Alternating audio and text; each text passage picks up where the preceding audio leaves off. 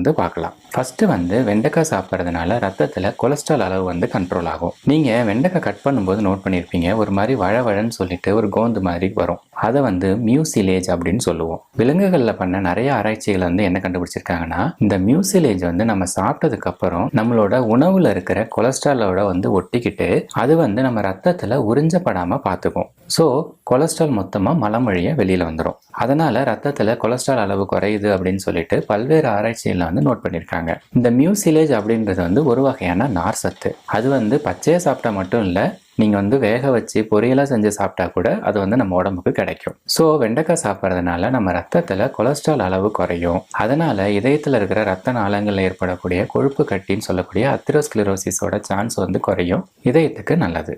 அடுத்ததா சர்க்கரை நோய் இருக்கிறவங்களுக்கு வெண்டைக்காய் வந்து ரொம்ப ரொம்ப முக்கியமான ஒரு காய்கறி. ஏன்னா வெண்டைக்காய் ரெகுலரா சாப்பிடும்போது அவங்க உடம்புல இன்சுலின் ரெசிஸ்டன்ஸ் வந்து